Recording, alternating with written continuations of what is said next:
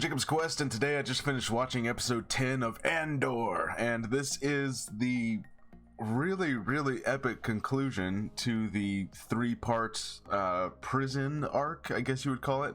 And like I've said over the last couple weeks, the arcs are designed in such a way where it's like the first one's the setup, the second one's kind of like the more dramatic, like what's happening, and the third one is finally the action-packed, like all right, let's go, let's do this kind of thing, right? And we saw this already, of course, with the big heist, the heist arc, and now we have the prison arc, and it definitely leads up and it lives up to everything that it was building up to, right? Like it definitely pays off. And look, this is a weekly show, so like I say every single week, I totally understand if some people just don't have the patience for this show, because you had to wait 3 weeks in order to get to this big action packed dramatic epic feeling, kind of like, all right, now we're here, it happened, right? You had to wait 3 weeks to get here. I've been even telling people who haven't started the show, I've told them maybe wait until the show's over, and then that way you can just binge the whole thing and you get that like more instant gratification of like, okay, cool, I watched 3 episodes and the third one was the action one, and it just feels better than having to wait 3 weeks. But whatever. Anyways, this episode totally paid off. And yeah, I would say it was worth it. Because man, it felt inspirational and dramatic and epic. And so yeah, at the end of the last episode, they found out that instead of getting freed, you just get sent to another prison. Now, how that has not been found out before this point, I'm not entirely sure. Hey, maybe this prison's only been operational for a couple months or something, I don't know. But somehow this is the first time that information has ever come out to any of the prisoners, right? You would think that would be like a rumor or something going around. Maybe it was a rumor, I don't know. One of the guys kind of says that early on, so maybe it was already a rumor and they just got confirmation this time, I don't know. In any case, they come out with this big plan that we see come out where like a new guy is coming to the prison, and they end up stopping the lift and they flood the bathrooms, and that basically shorts out the electric floor that they've been using. So now they all escape, and it's all really epic, and they get the guns and they shoot out down the hallways and they start freeing other floors. And now, how many floors actually managed to get freed? Because like this seemed like a massive facility, and also this was only one of those like prison buildings. There's still like 3 or 4 more that we saw in the big shot. So those people didn't get freed, but I guess there's only so much you can do, I suppose, right? Like you're taking your chance to escape. You can't. How are you gonna go to the other buildings and free everyone there? Like maybe you don't have enough people quite for that. But anyways, there's a lot of speech giving and rousing. It's all very inspirational. And Kino, Andy Serkis' character, he is just fantastic in this episode. They get to the control center and he gives like this rousing speech of everyone, telling them exactly what's happening, and like, all right, we have control of the facility, we've disabled the floors, run, climb, kill, whatever you gotta do. If you see someone who's confused and lost, you grab them and get them moving. And he even like repeats something that Andor had said earlier about like, I'd rather die trying to beat them than die giving them what they want, kind of thing. And it's amazing. It's honestly like it feels like movie quality. Like this is the third act of the movie kind of thing, and it just feels great. It's awesome. Now there's of course some tragedy at the end here where they're all escaping. They have to basically jump out, because remember, this facility is like, it's in the water and everyone's jumping out, and then Kino's like, I can't swim, and he's got this look on his face like, I don't know if he's just like acknowledging his situation. I'm gonna be honest, even if I couldn't swim, I probably would have jumped for it, right? Because like the way Kino is acting in this episode, he is not going to go back into a prison cell. There's no way. If they show him in a prison cell again at some point, if they ever show him again, I will say no, there's no way that happens. Not at this point. At this point, he's gonna, I don't know if maybe he maybe he tries to buy time for everyone else and he just has like a shootout or something. We don't see what happens to him. Everyone else is jumping. Andor gets knocked out, so not knocked out, but he gets pushed out the wall with the doorway with everyone else. So he doesn't have time to sit there with Kino and figure something out. So we don't know. We don't know what's going on with him. The way that this story has been going, as dark as it gets, it kind of tells you like he probably died fighting off whatever guards remained, right? Like, or at the very least, like he stayed there in control of the facility until a bunch of stormtroopers probably show up later and he has to have a shootout with them and he probably dies there. Like that's just kind of what this story is, where like he died fighting probably. If he ends up back in a cell somehow, I will be disappointed, because like it doesn't seem like he'd ever be willing to do that. He'd rather die than go back in the cell. So yeah, it sucks for Kino, but it also is kind of like like that's the sacrifice rebellion takes, like and also not everything works out, like like you can be the guy who for all intents and purposes is like the hero of this mission along with Andor, right? But dang, it turns out you can't swim, and it's like life just kind of sucks like that sometimes, right? But like I said, I personally would have just gone for it. Like the look on his face, he kind of acknowledged like, all right, this is the end of the road for me. No, man, after all that, I would have just jumped, and I would have said, hey, maybe some of these people will just kind of drag me along, and I know it's a long swim, but if I can like if I can just grab onto a couple people and they can start swimming, I might have a chance to live through this. I don't know, but oh well, he gets left behind, I guess, and I have to assume that he died.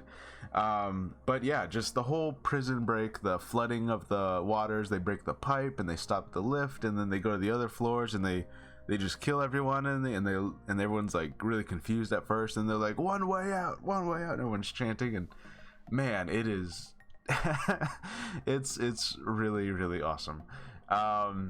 The other things we get this episode, we get a little bit of Mon Mothma, and of course she's now in talks with the thug that we mentioned last episode, where he's like, hey, I got a way of moving money around, because I'm kind of a gangster or something on Chandrilla, right? So, and basically he's more interested in favors than he is in money, right? Because she wants to just pay him whatever he's due, and he's like, money doesn't really mean anything to me anymore, because he's just such a well-off thug that he's like, favors are more interesting, right? I don't know if that's like a quote from somewhere. Is that like a Godfather quote? I don't know. Anyways, basically his plan is like, hey, I got a 14-year-old son, you got a 13-year-old daughter. That's someone said it was like Game of Thrones again, where it's like, let's join our houses, which I guess that's basically the idea, right? Like now you would have this criminal's family linked with this senator's family, and that would probably gain him a lot of favors just being connected to a senator and everything, right? So yeah, that's interesting. And then he leaves. Mon Mothma's like, oh, I'm not even considering this, get out of here. And he's like, that is the first untruthful thing you've said all day. So he knows that, like, okay, she's thinking about this for real, and she has like this look on her face of like, I might have to do this. Now he says like, oh look, I'm not saying they should propose, I'm just saying they should meet each other. They're both young, they're both Chandrillan, and they kind of bring up the fact that like Mon Mothma and her husband have like that traditional marriage thing, so like he's basically implying that like, hey, that they're gonna get married, right? Like, and look, Mon Mothma already has like a strained relationship with her daughter, and we never see her daughter mentioned in any other media ever. So I don't know, this might be the thing that kind of causes an even further rift between them, and maybe this is why we just never hear from the daughter ever again, because she's like, whatever, she does this, I don't know, who knows, this might be it. And then we get a little bit of Luthen. Luthen goes to meet with one of his agents, and it turns out that what was his name? Was it Lukey? I don't remember his name.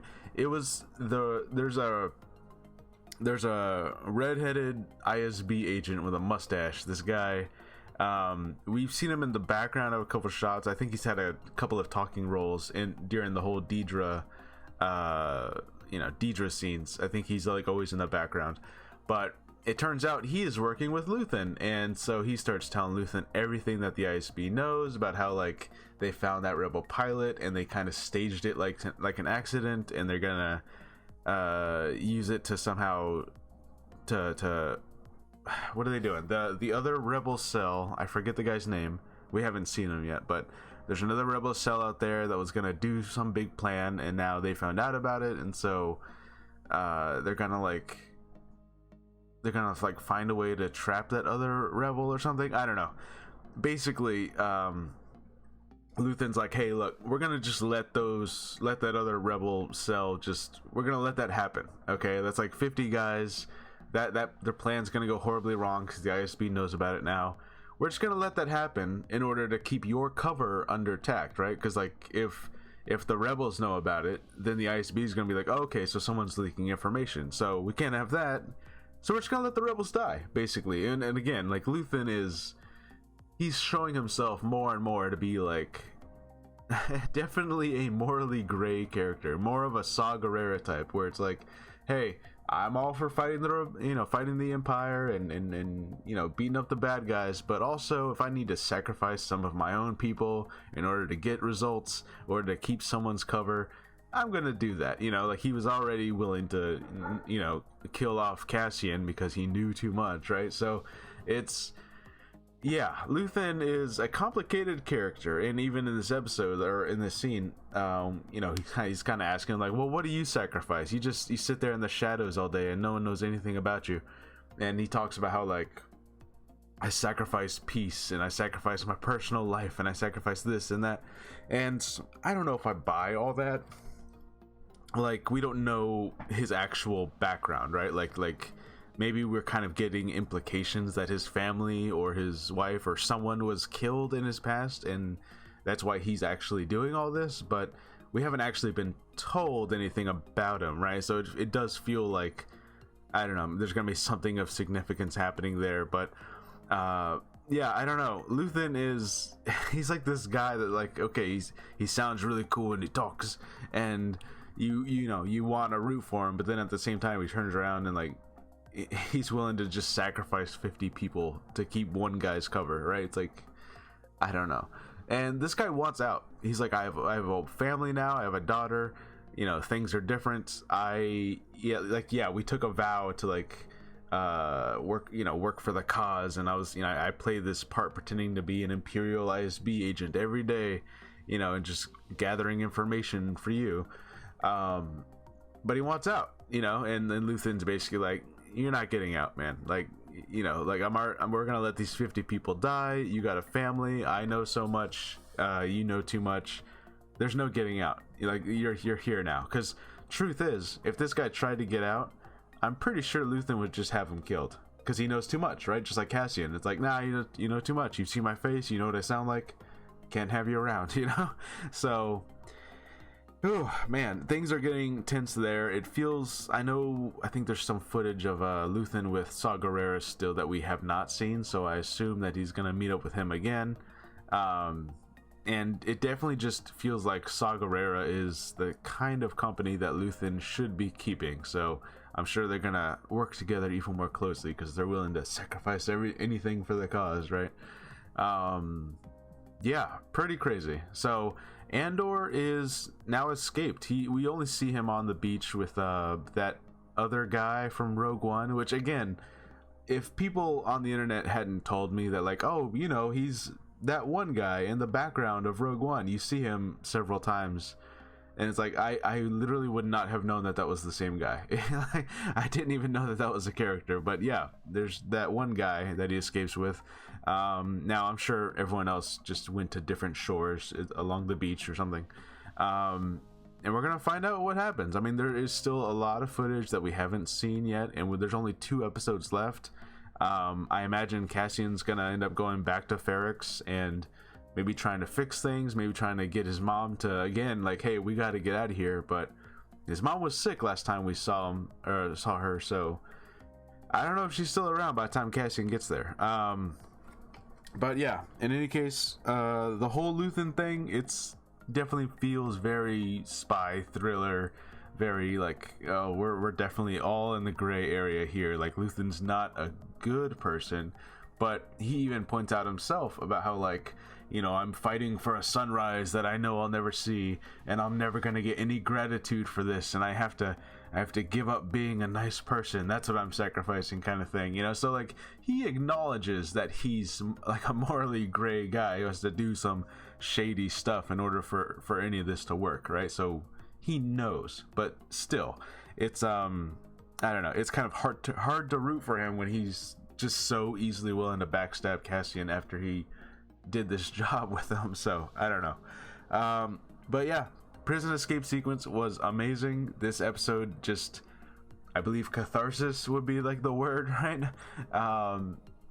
Especially after like last week's episode, it just felt like, okay, the ending was cool, but also like I'm waiting for something to happen because there was like a lot of talking and not much action. And this episode, like, it paid off. It like okay, whew, it all led up to this. Now 2 episodes left, not enough time for a full 3-episode arc, so we'll see what happens. There is at least a major action sequence with looks like Luthen's ship fighting a bunch of TIE fighters that we saw in the trailer. I don't know when that happens, but should be pretty cool. Anyways, let me know what you guys thought about episode 10 of Andor and the big prison escape and the awesome speeches and the inspirational feeling. And man, this was pretty great. All right, I'll see you guys next time. Bye.